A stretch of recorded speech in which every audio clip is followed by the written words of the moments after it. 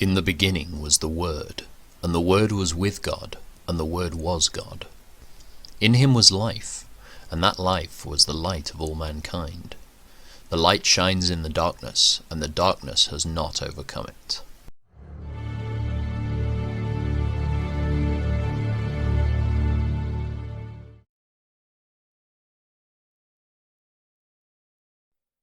After Hezekiah had faithfully carried out his work, King Sennacherib of Assyria invaded Judah. He laid siege to the fortified towns, giving orders for his army to break through their walls.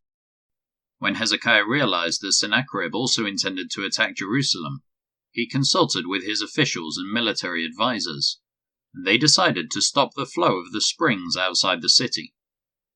They organized a huge work crew to stop the flow of the springs, cutting off the brook that ran through the fields, for they said, "Why should the kings of Assyria come here and find plenty of water?"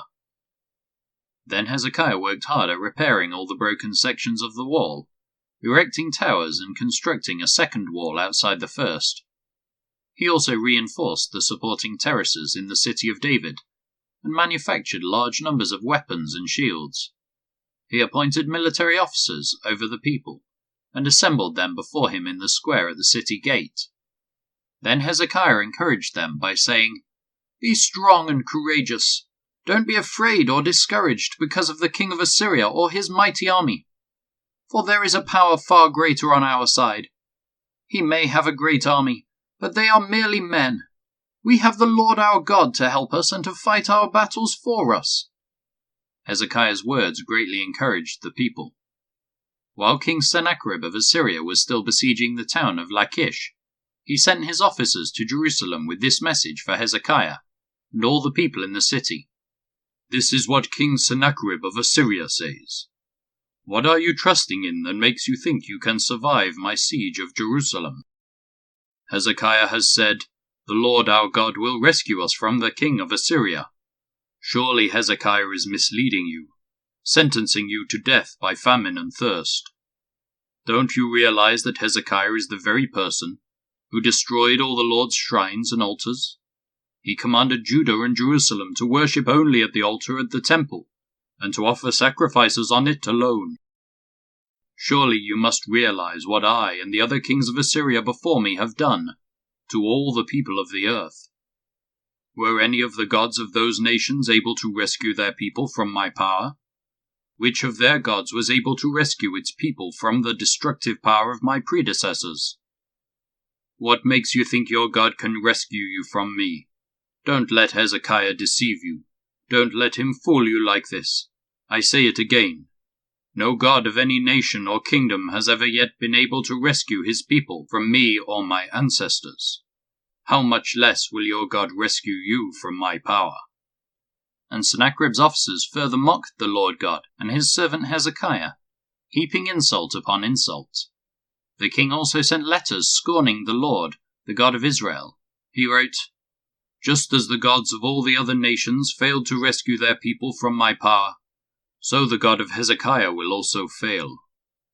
The Assyrian officials who brought the letters shouted this in Hebrew, so the people gathered on the walls of the city, trying to terrify them, so it would be easier to capture the city. These officers talked about the God of Jerusalem as though he were one of the pagan gods, made by human hands. Then King Hezekiah and the prophet Isaiah son of Amoz cried out in prayer to God in heaven. And the Lord sent an angel who destroyed the Assyrian army, with all its commanders and officers. So Sennacherib was forced to return home in disgrace to his own land. And when he entered the temple of his God, some of his own sons killed him there with a sword. That is how the Lord rescued Hezekiah and the people of Jerusalem from King Sennacherib of Assyria, and from all the others who threatened them. So there was peace throughout the land.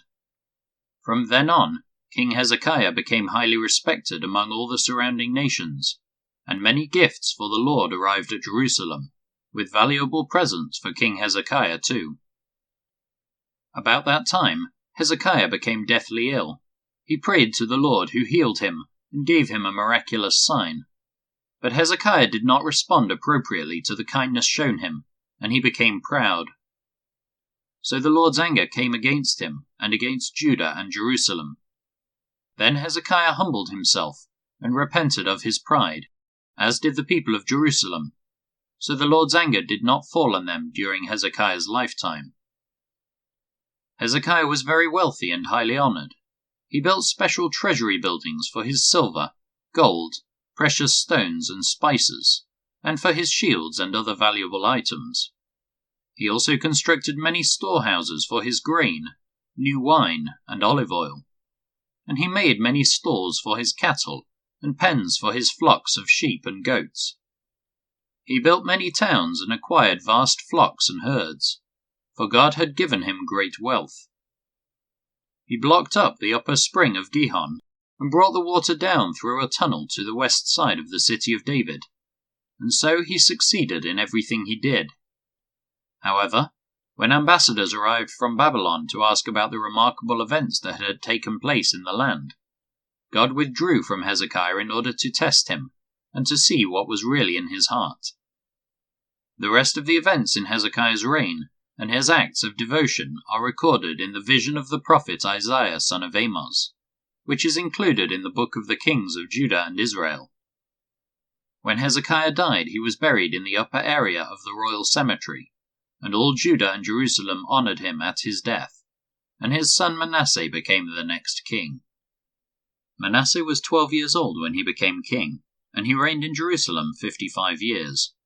He did what was evil in the Lord's sight, following the detestable practices of the pagan nations that the Lord had driven from the land ahead of the Israelites. He rebuilt the pagan shrines his father, Hezekiah, had broken down. He constructed altars for the images of Baal, and set up Asherah poles. He also bowed before all the powers of the heavens and worshipped them. He built pagan altars in the temple of the Lord, the place where the Lord had said, "My name will remain in Jerusalem forever." He built these altars for all the powers of the heavens in both courtyards of the Lord's temple. Manasseh also sacrificed his own sons in the fire, in the valley of Ben Hinnom. He practiced sorcery, divination, and witchcraft, and he consulted with mediums and psychics. He did much that was evil in the Lord's sight, arousing his anger.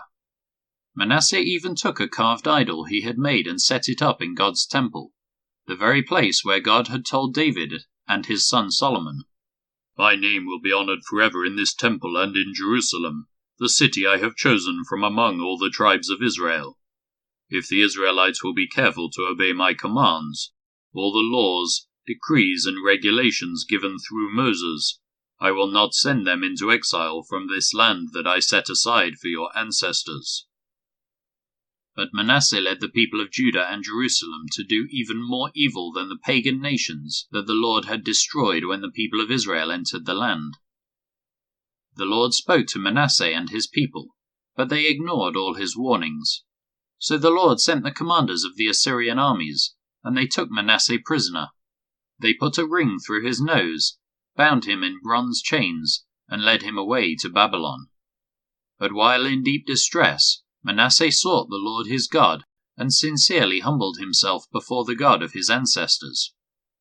And when he prayed, the Lord listened to him, and was moved by his request.